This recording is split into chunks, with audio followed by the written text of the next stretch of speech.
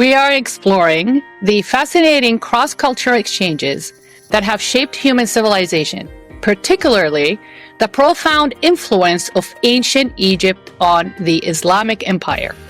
For example, the Islamic Caliphate wisely embraced the irrigation techniques that ancient Egypt mastered, leading to agricultural prosperity across their vast empire.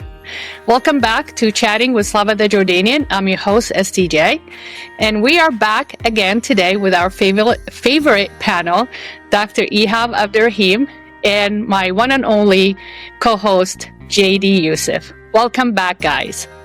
So we decided today to talk about the link or the cross-adaptability of civilization and knowledge between the ancient Egyptians and the Islamic Empire.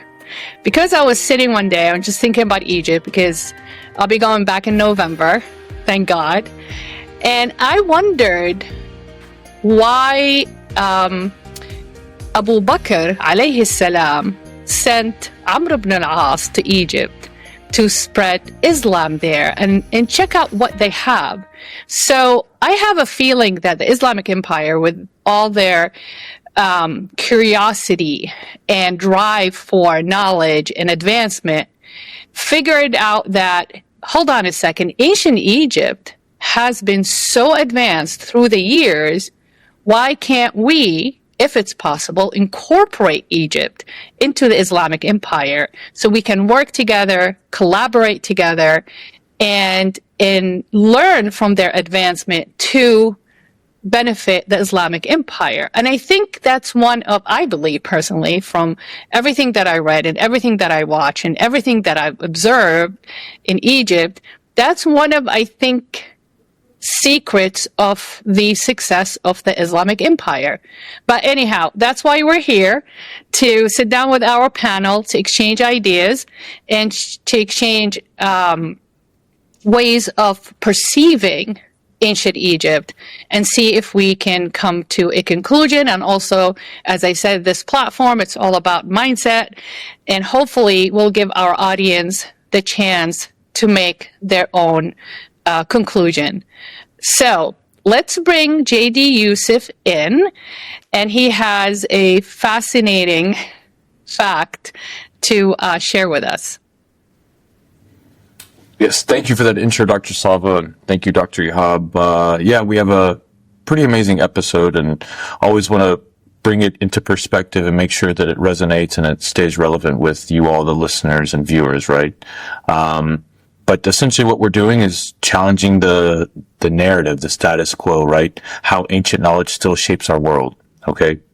What if much of what we believe about the origins of science, philosophy, and medicine is incomplete, right?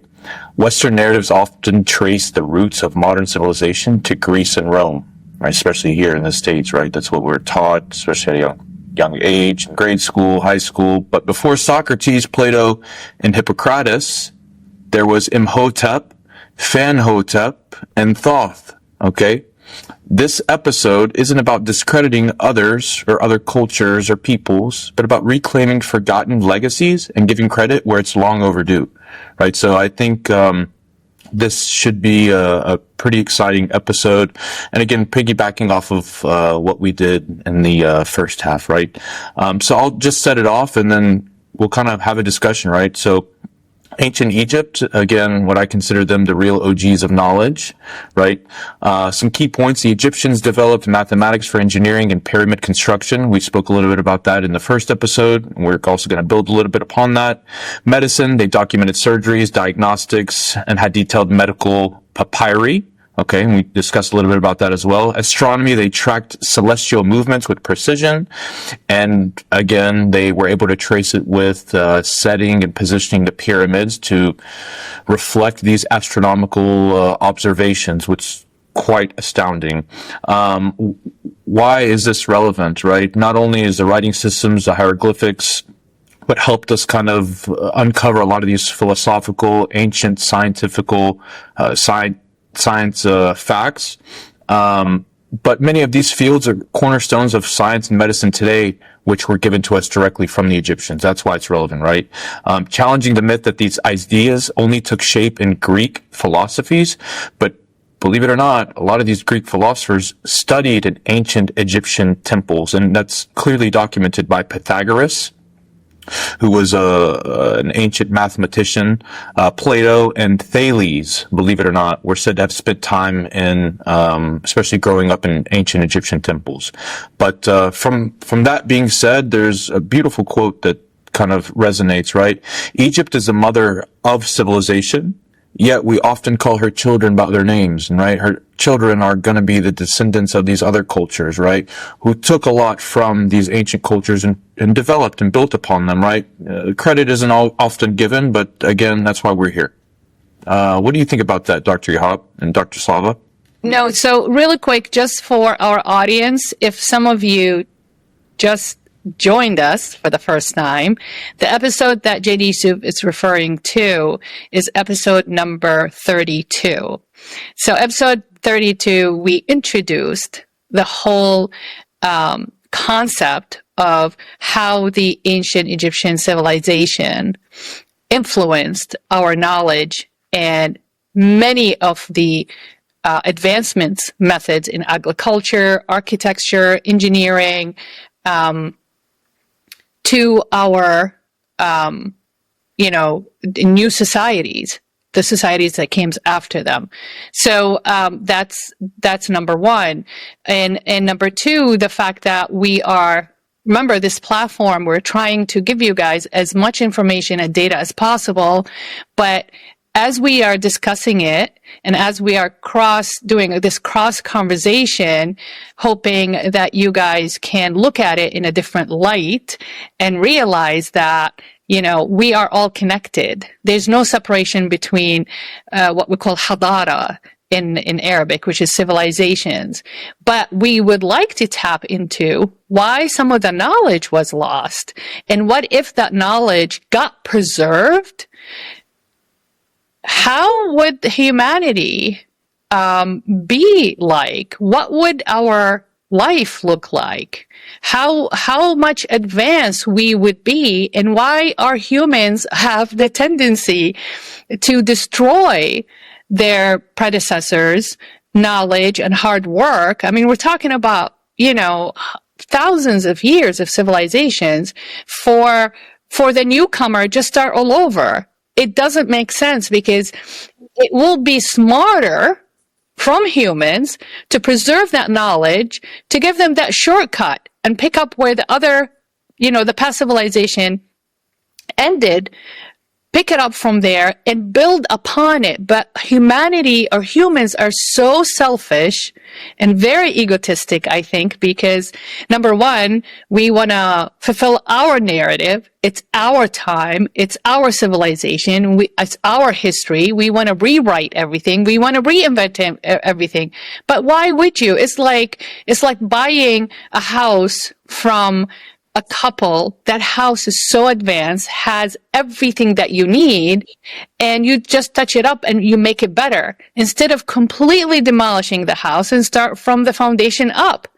And then you're stumbling. I don't get it. I mean, we need to realize that previous civilizations happen, I believe, for the purpose of advancing humanity. But humanity is constantly shooting itself in the foot by destroying what our ancestors done to start all over. So I don't get the fascination of starting all over comes from. But I want to bring Dr. Ihab Abdurrahim in to put in his opinion. So I don't believe it's about them starting over, them thinking about, we're gonna, we want to take the culture that's there, that they're attacking, basically, preserve it and expand upon it. If I remember correctly, just in ancient times, they would completely annihilate a culture, people, everything, and basically wipe them from history. And the reason why they do it is because they don't want anybody from that civilization or people to resurface. and take back their land in any way. So one of the first things you do is get rid of knowledge, right? Because knowledge, that's power, of course.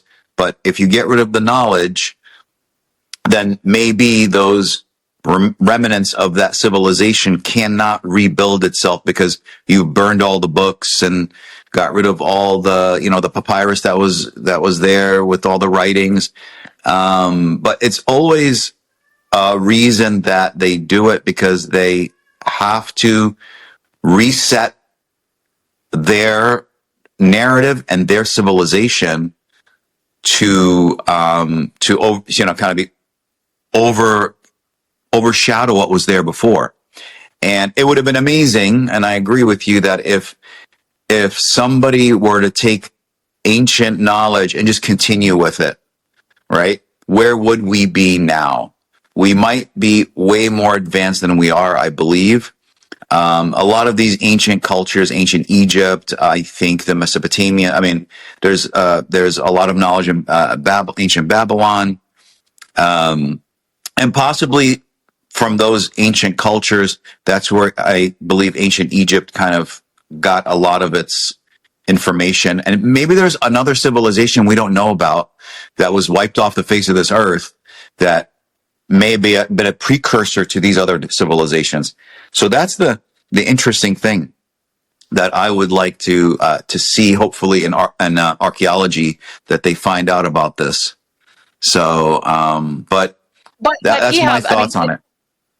So, Ihab, if humanity has a tendency of canceling everything previously and starting all over, so number one, you just mentioned that because you have to cancel that previous knowledge or previous existence of that civilization because they perceive it as a threat. We don't want anybody to interfere with our way, right? This is our way or the highway. This is the way. That's number one. Number two is, I'm going to do it my way. Just like when you teach a kid to ride a bike, right? You tell them, pedal, make sure you balance, hands on the handles. If you feel like you're in danger of tipping over, just put your foot down, brake, right? But if that kid decides you don't know what you're talking about, I'm just going to do it my way.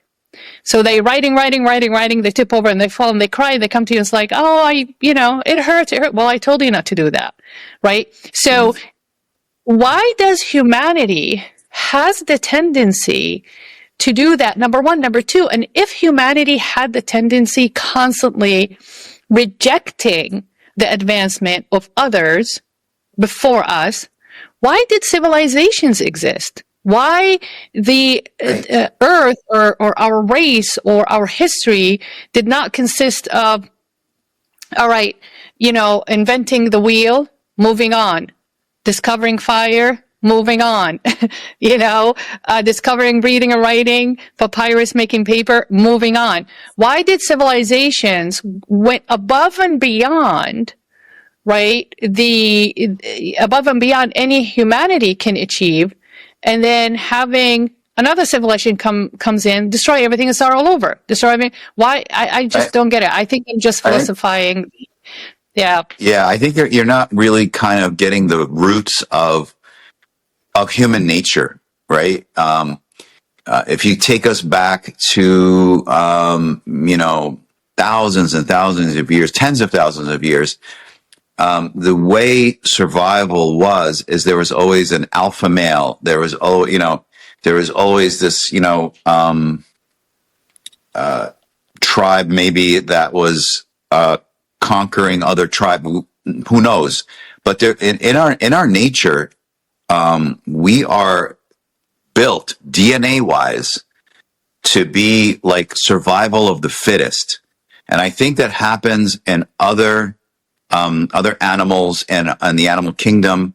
And I don't want to call us animals, but we are part of evolution. So we have to kind of realize that it's very hard to get rid of this ancient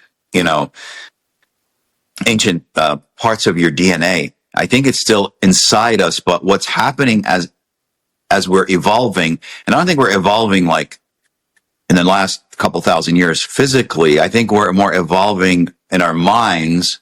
And that is what is telling us, oh, don't destroy previous knowledge. I mean, they did it, maybe a couple thousand years ago, but as we're moving closer and closer to modern times, it's something that we are preserving.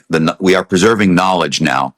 So the next generation, the future generation, is going to have our knowledge and the knowledge from, the past couple thousand years, maybe, or a couple of hundred years, let's say.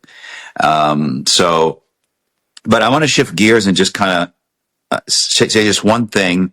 I did some research on, and we're talking about this right now, modern versus ancient Egypt, the change, the continuity, and the transformation, right? While modern day Egypt is dramatically different, obviously, than ancient Egypt, it still carries the echoes and the influence of this rich past. And we're going to probably dive into this a little bit later, but that's just the kind of, we're bringing the past into the present now, from ancient Egypt to the current modern Egypt. So I do want to talk a little bit more about this. And, the major changes that have happened are religion, language, lifestyle and economy, governance, and all that. But we'll touch on all these different points. And then there's, what did we keep and what did we continue, and what transformed from ancient Egypt to current and modern Egypt. Now, on that note, let's bring JD Yusef in. Go ahead.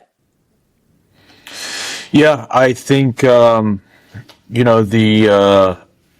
echoes from the ancient to the modern really resonate, right? And I attribute it to the breadth of knowledge that's built upon. So you mentioned something about how, the cancel culture, and to me, like, the Renaissance is one of the original cancel cultures. It's almost like they rediscovered everything and then attributed it to new people, like it just came from nowhere, right? So, but what's interesting is, especially in the theme of kind of how the Islamic empire kind of built upon, right? So when Europe was plunged into the Dark Ages, the Islamic Golden Age preserved, translated, and advanced ancient Egyptian, Greek, and Persian knowledge, right? So it's interesting in history, the Arabs were born in the Arabian Peninsula, right? And to their east and west are huge empires that have lasted centuries, millennia, right? So naturally, they're gonna not only learn, but lean on these peoples, believe it or not. Not so much the Romans, but for sure the Persians, right? The Persians, honestly, I think don't get a lot of credit, especially for the advancement of the Arabs. But the Arabs had to learn from the Persians. They were empire builders. So they knew how to control people. They knew how to get into a new area where different religion, different cultures, different customs, but still be able to communicate, do business, delegate, have a functioning government, excuse me. So that's very, very underestimated. And also, in the time of the Arabs, the Baghdad House of Wisdom, what is it called? Beit al-Hikmah, I think in Arabic, became the intellectual hub of the world, right? So essentially, the Arabs tried to mimic the library in Alexandria, right? The fountain of knowledge, where all the ancient knowledge was. And I also don't buy the fact that all that knowledge was lost and burned. I think it was honestly stolen. That's a MO, a modus operandi of a lot of these colonizer cultures, believe it or not.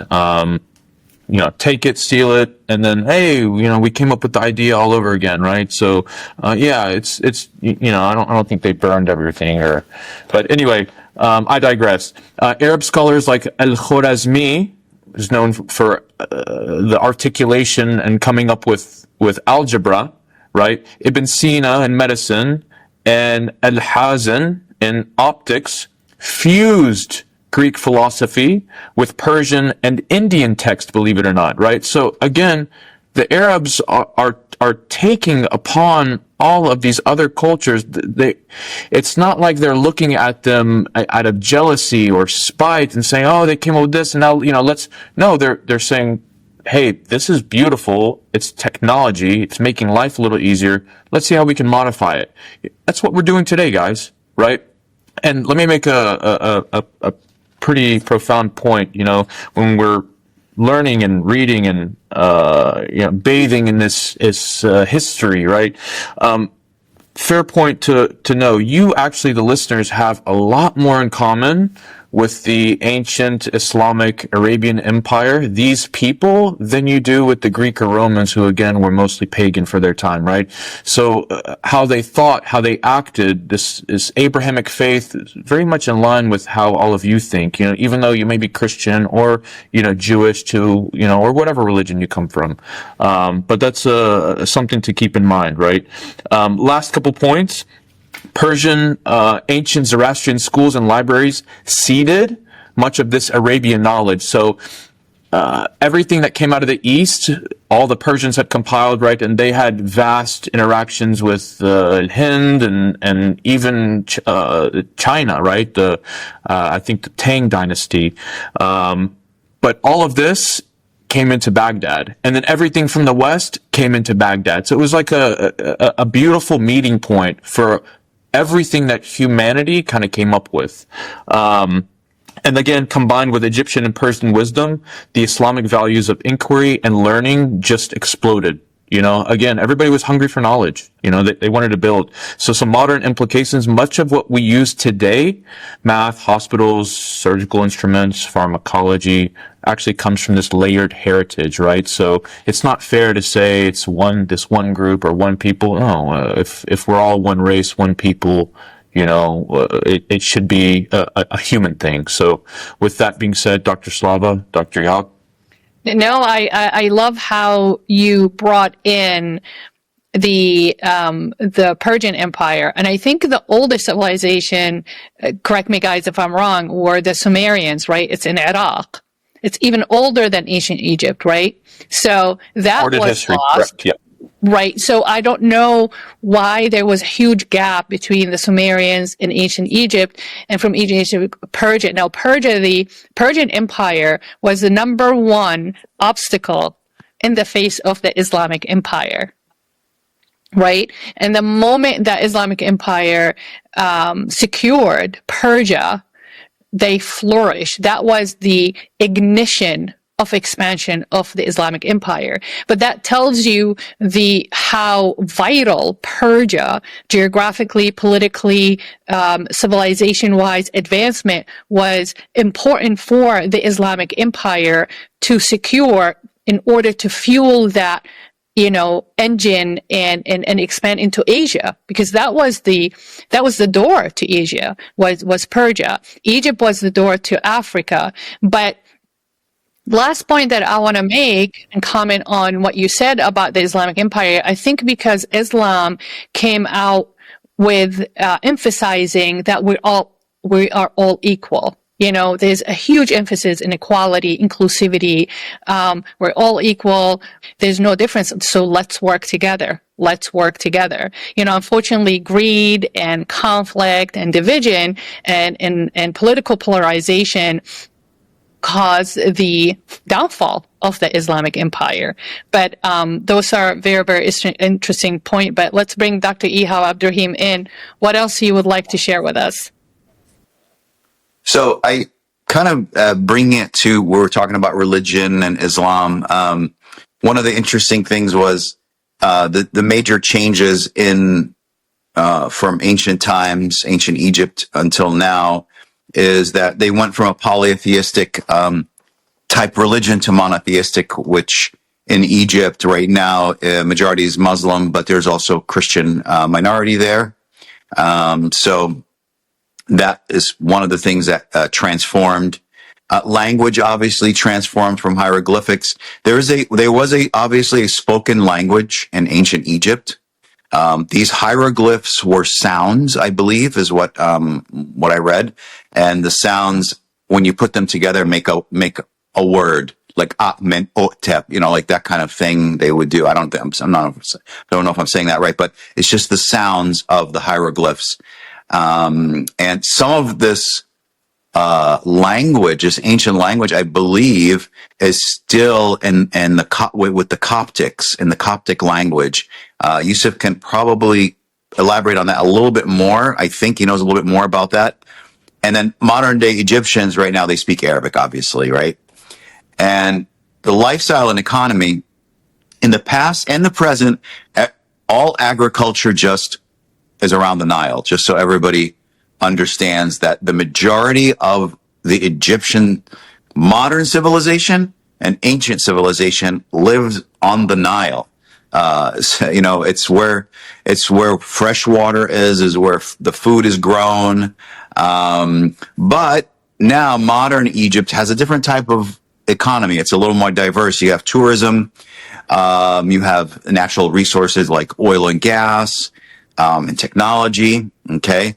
And then the governance is also different. Back in ancient times, it's a pharaoh, basically a king. So the pharaohs were considered like gods in the past. And now we have a republic in Egypt, with a president. So, these are the changes that have happened, but those things that have kind of stayed the same, that really, this is the most amazing thing. Modern day Egyptians are generally considered direct descendants of ancient Egypt. Okay.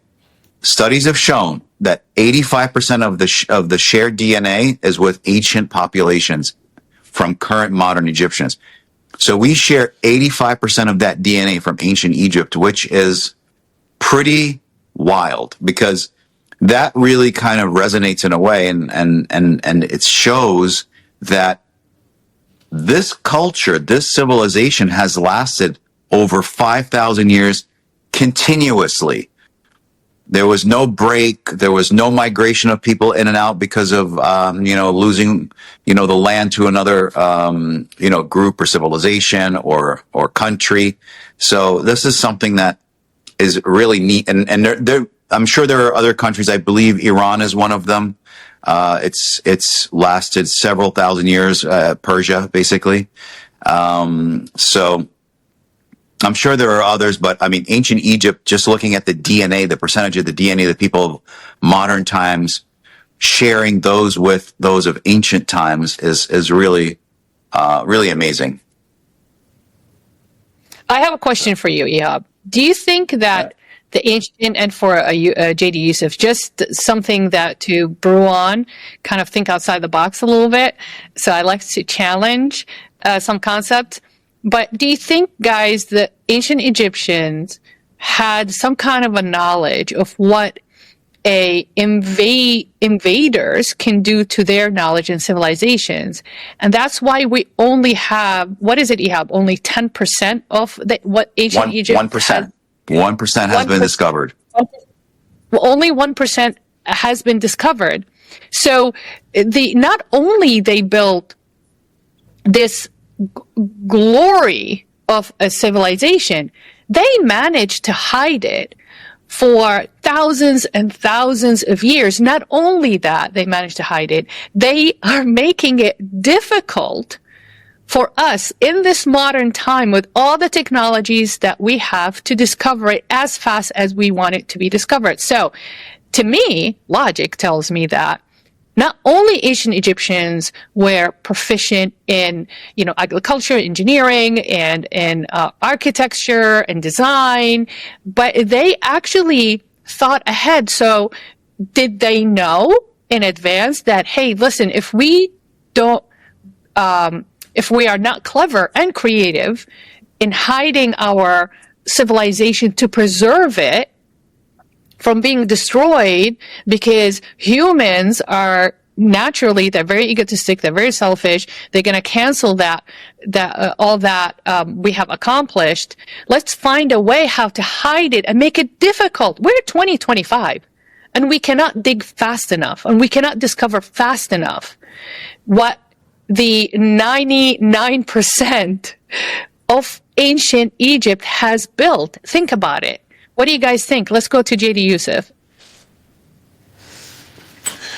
Yeah, that's a very, very good point. And it seems that, our human history is still yet to be written, which is freaking crazy. But because right now, recorded human history only goes back to 6,000 BC. Göbekli Tepe in Turkey predates that to 10,000 BC, where they found civilization built underground, which is wild. So what does that mean? But again, humans, Homo sapiens, scientifically have been around 300,000 years, guys.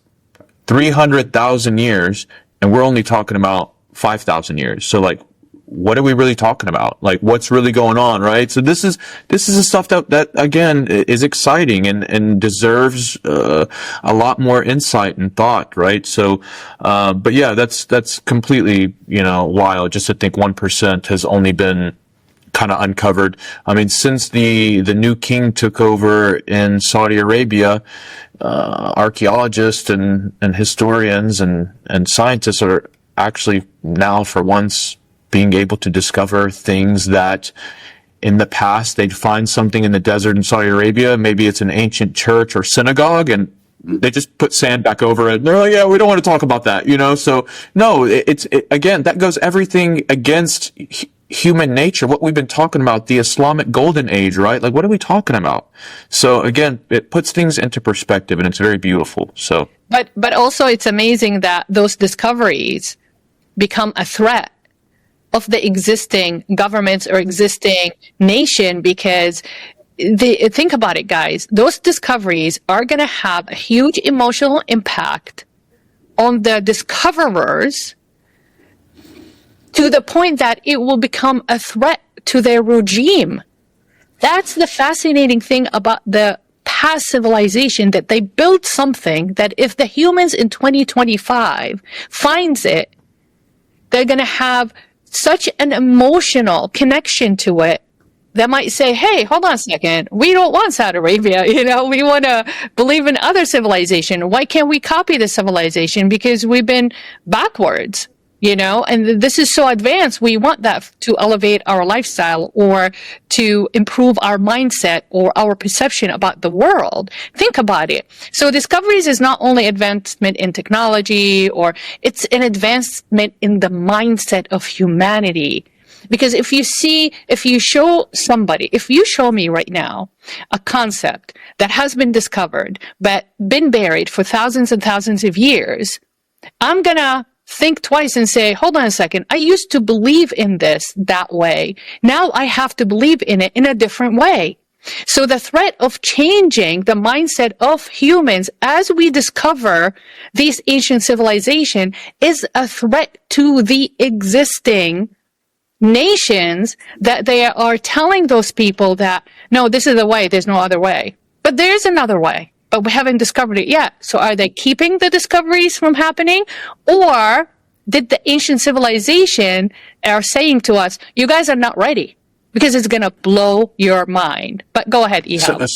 Go ahead. No, go ahead. Real quick, Dr. Ihab, I'm sorry to interrupt. Real quick, something pretty fascinating that, again, doesn't get a lot of attention, but there's a French researcher by the name of Baghdad Djali Difallah, Difallah. And to Dr. Slava's point about, what does this discovery mean for humanity? What does it mean to our power, as a government or whatever, right? Apparently this gentleman, this French researcher, says that he found the tomb of Alexander, and it's located in Jordan, right? But it's located in Jordan, where it's still considered the Valley of the Kings, where the pharaohs would have been buried.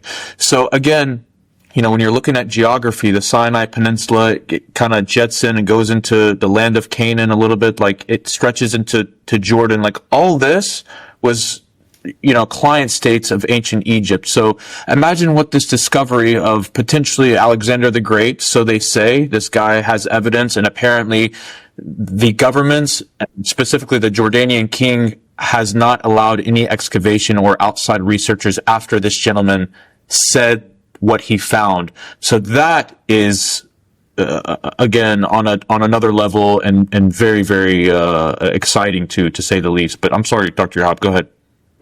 So, I mean, we were talking about the Arabian Peninsula, and so they had done some studies, and they found that the people from the Arabian Peninsula, the Arabs from the Arabian Peninsula, not Levantine, but the Arabian Peninsula, are linked, and they came from the ancient Egyptian people. So their DNA is ancient Egyptian. They are not all of a sudden, they didn't pop out of nowhere. They didn't come from the north, or from where Persia was, or anywhere in Europe. It's just they are originally from Egypt, and they probably migrated there and moved there, and then that's where the Arabs kind of all started. Their civilization, or their tribes, basically.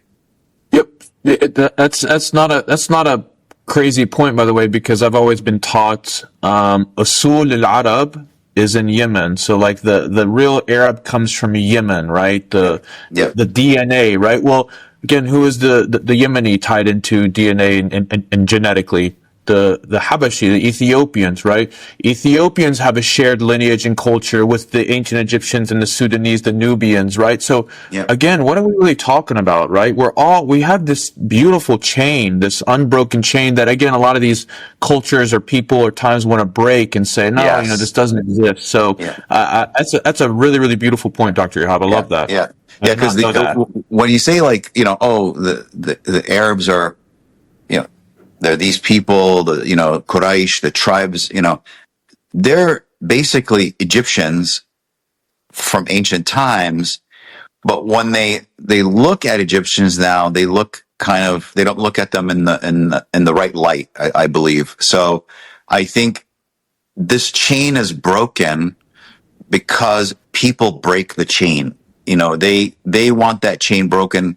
Dr. Slava touched on it about, why do we really destroy civilizations? Why does humanity do that? It's because it's in the nature of humans to destroy, and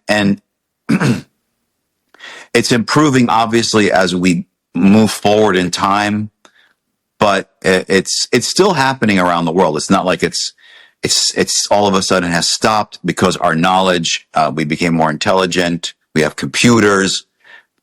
It's still happening. You still have people killing people for just anything, for land, for power, whatever it might be. And it's something. It is getting better, but I'd love to see the world in 50, 100 years from now. Be very interesting. Is it gonna keep improving, or kind of go in the wrong direction? But I'm hoping it does improve, and with all this AI and quantum computers, and we get somewhere really, really in the future where war has ended, famine has ended, and aggression upon each other has ended. So that's my hope, and we'll see what happens. But we look back at ancient Egypt and how it connects to current modern Egypt, and we made that link from ancient Egypt to modern Egypt to the Arabian Peninsula. There's a really interesting. Again, I go back to the Coptic church liturgy. It serves as a bridge between the current language and the ancient language of ancient Egyptians. Shem and Nassim, right? So that's the spring festival, is a tradition observed for thousands of years since ancient Egypt. We still observe that. And enduring presence of ancient Egyptian symbols, mythology, art, folklore, that is still there, right? Even fashion, still. If you look at some of the clothes, some of the people in Egypt wear in the countryside, it's kind of reminiscent of some of the ancient Egyptian wardrobe. So, and then of course the continuity of pottery, craftsmanship, glass making. It's been passed down for generations. And that, speaking of that, the different, potteries and things that have been passed down from generations.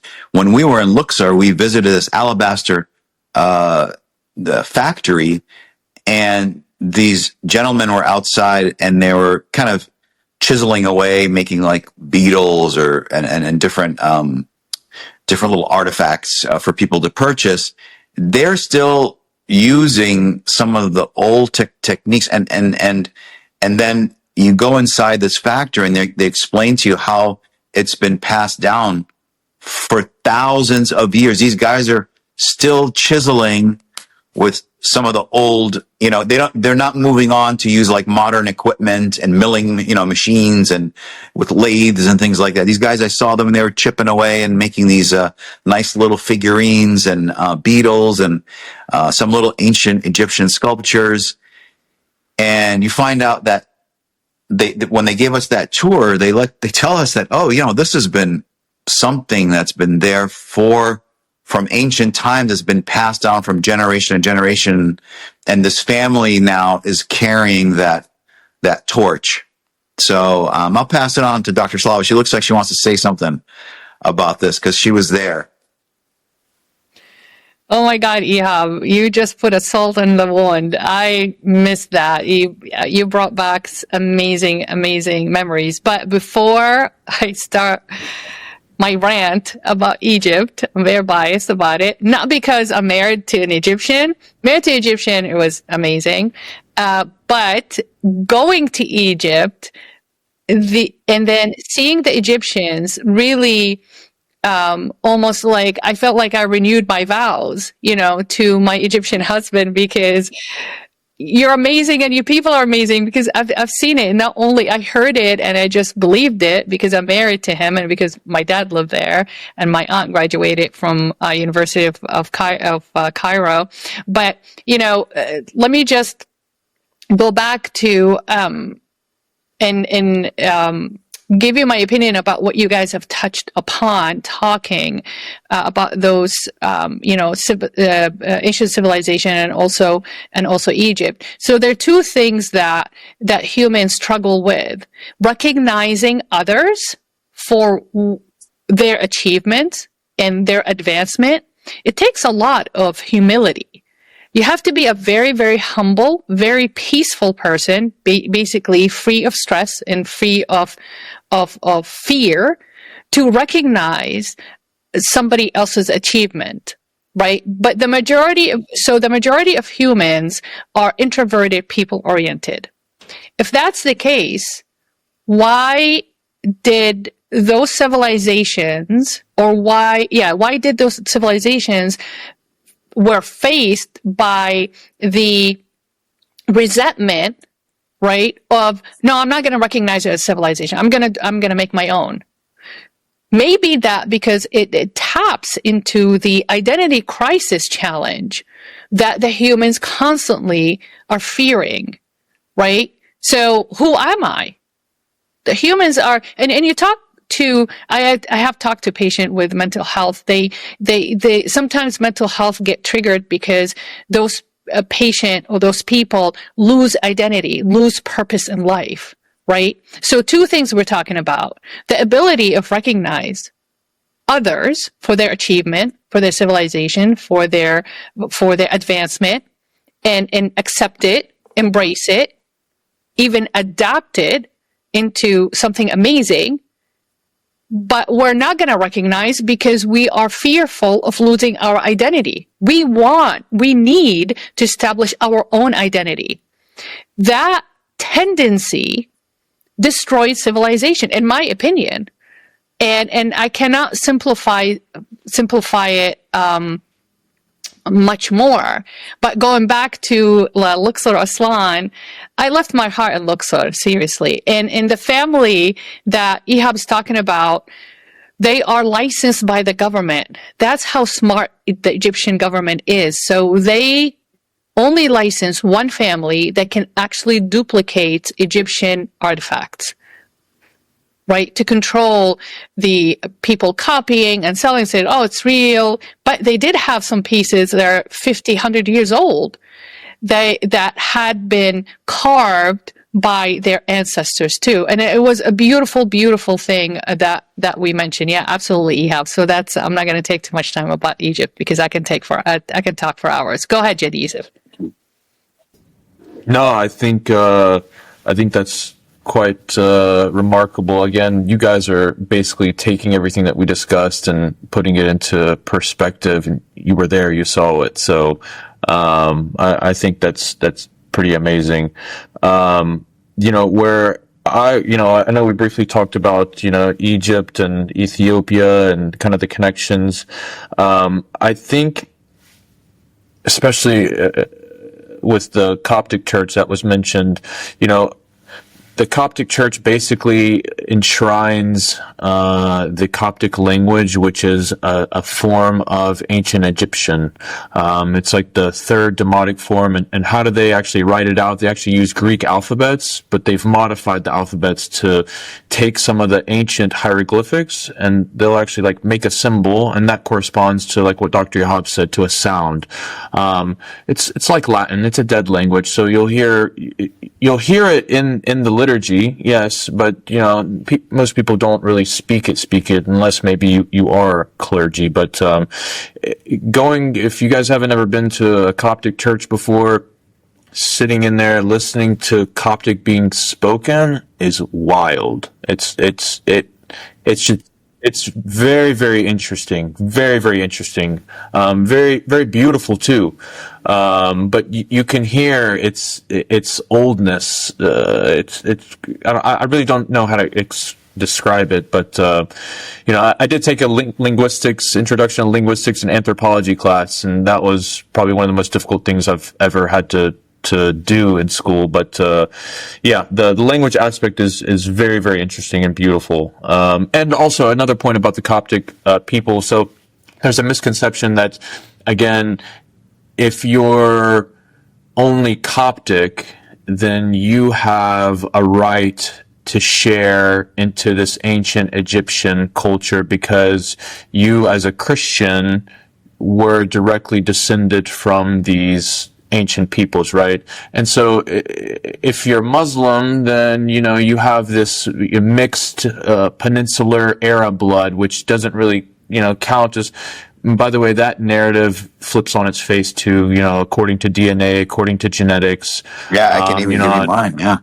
Yeah, we can dive into that in a little bit, and also the same narrative applies for our Lebanese brothers and sisters who, again, you'll hear a lot of the Christians, my community, have family members that won't say they're Arab, which in fact, maybe according to DNA, they probably don't have a lot of peninsular Arab blood, right? But also, we're Arab because we're culturally Arab, linguistically we're Arab, so we call ourselves Arab, right? We're in that Arab fold.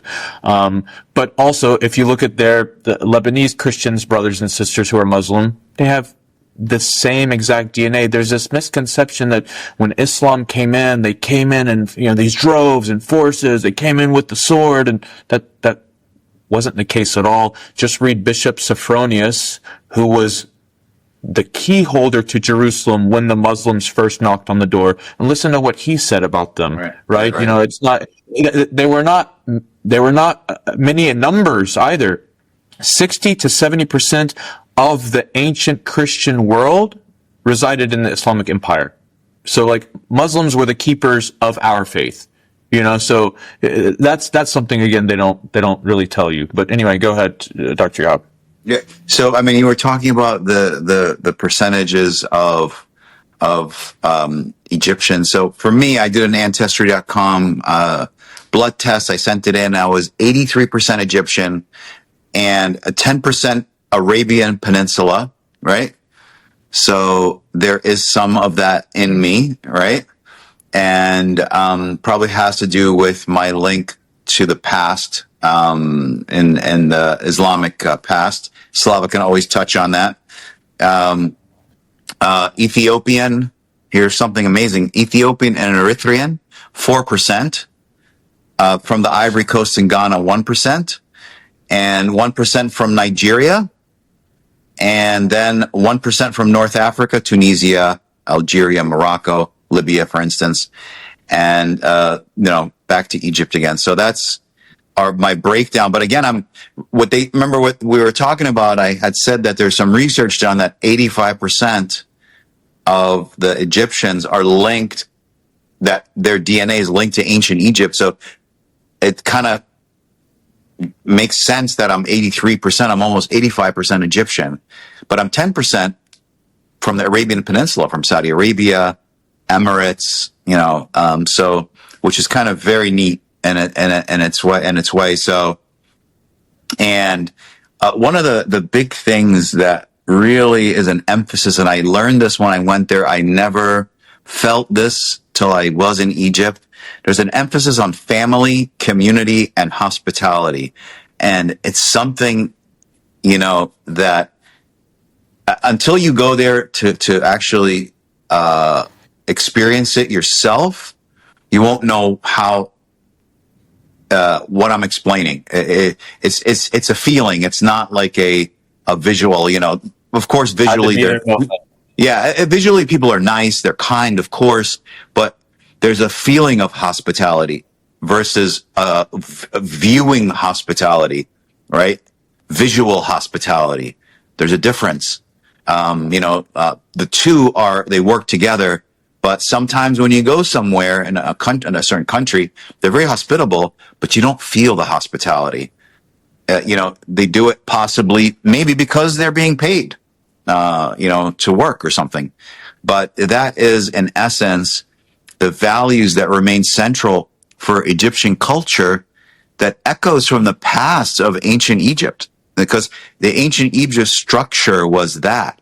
They actually had these kind of pillars, you would say, of family, community, and hospitality, which is wild from 5,000 years ago, to see something like that and to hear about that. I would have loved to go back in time and kind of witness it myself. But if we are saying this, that we have echoes from the past and it's come into modern Egypt, it's amazing.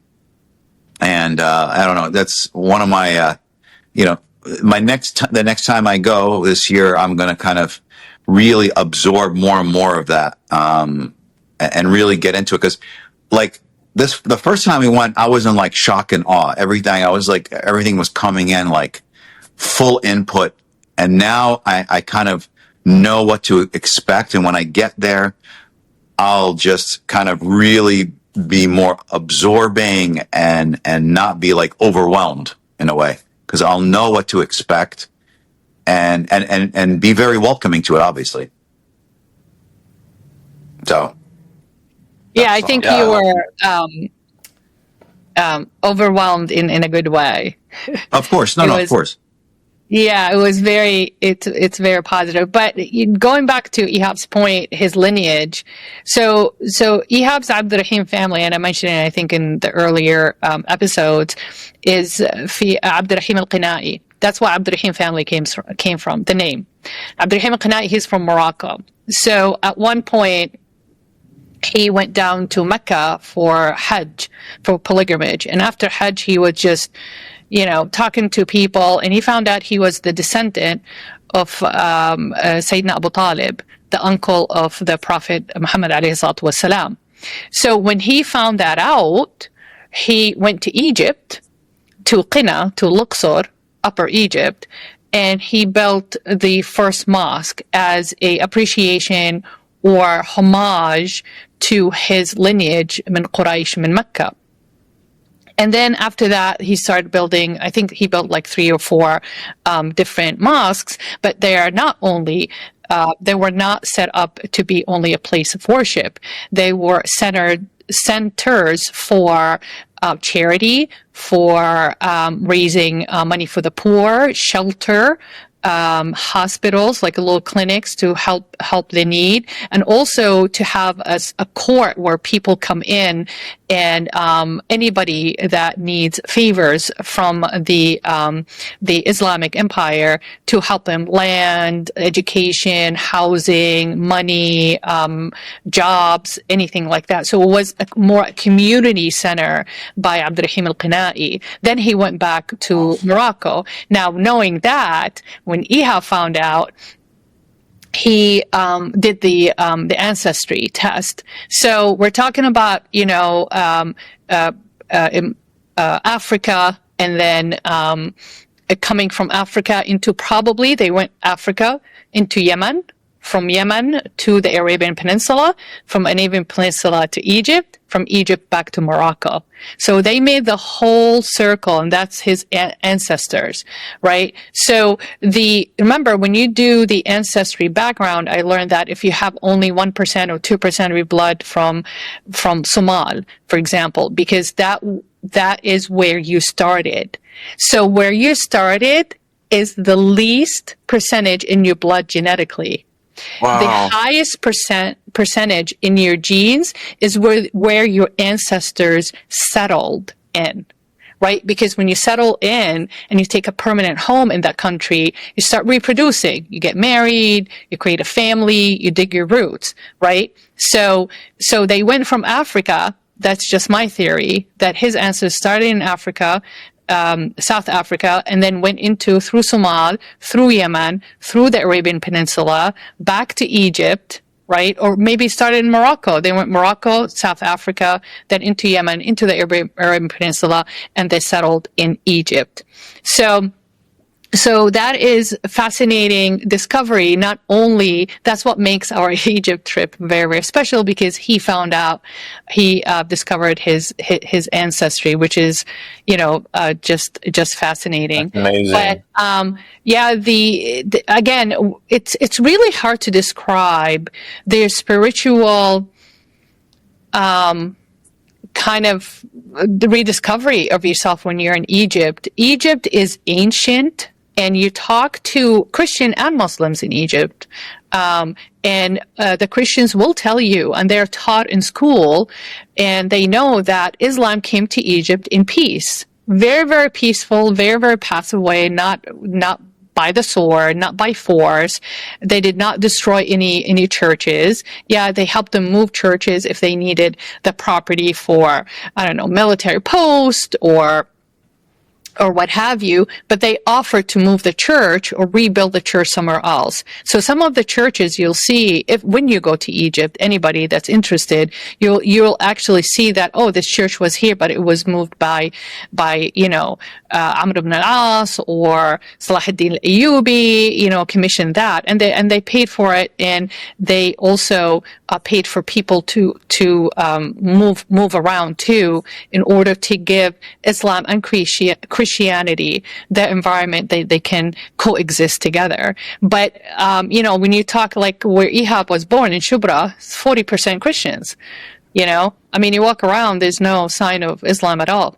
So you get crosses, like I said, Jesus posters everywhere. I took a picture of a bishop that's walking down the street from his apartment, literally in his own cloaks and big silver cross. It was beautiful. But yeah, I think, what we're trying to do with these episodes is to hopefully bring the audience, into the realm of the reality of what exactly is going on by reflecting into history, basically. But since we are coming to the end of our episode, do you guys have any last words before we end this? Go ahead, Yusuf. Yeah, I wouldn't mind, Dr. Slava, if you don't mind. I just wanted to kind of bring this all home and just try to make it relevant. Why does this matter? What we're discussing today? How is this applicable? Why should we care, right? In a world where AI, technology, and STEM dominate the headlines, right? This is your reminder that these roots, the remainder of these roots in these fields, actually come from these ancient times that we've been discussing, right? And it invites you guys as the listeners to question dominant historical narratives, to also take pride in your Arab or African or Eastern contributions to human civilization, right? Because that's something that's not highlighted here in the West, unfortunately. And it allows us to explore wisdom alongside innovation at the same time, right? So a lot of the challenges for modern Arabs and Africans today was basically just saying, hey, this knowledge was never lost. It was just displaced or untranslated, right? It was almost like we're the keepers of this ancient knowledge. Yeah. So I think with that being said, last reflecting question is, what systems of knowledge have we discarded because they weren't, open quote, Western, close quote, right? This idea of Western being this high form of humanity or civilization hasn't ever been a thing, right? Anyway, but no, this is a really, really good episode, and thank you guys so much for this. I really appreciate it. Yeah. And kind of my wrap up for this whole kind of episode, I just want to kind of share with you something I saw, which kind of brings everything together. In essence, while the outer layer of Egyptian society has undergone profound shifts in religion, language, and governance, the inner core of its identity and cultural heritage remains deeply rooted in its ancient past. So that is, it really pulls together everything we were talking about today. And I think it's a very important thought that I want to leave everybody with. So yeah. And Dr. Ihab, I actually have one last quote that I forgot. So this hopefully piggybacks on what you just said. So this isn't just about the past.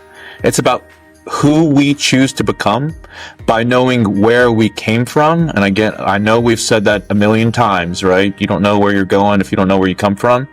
So it's time to dig deeper, not into the sand, but into the roots of human brilliance. So thank you guys so much. Thank you. Thank you.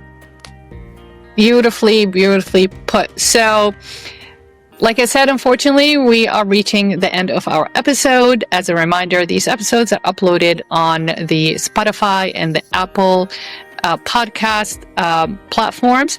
And also they are available for you to watch on YouTube at the Greenwood Dental Partners YouTube channel. So if you like this content, please like, share, and hit the notification button. That way you won't miss any episodes. And we hope to see you next time. This is Slava, the Jordanian.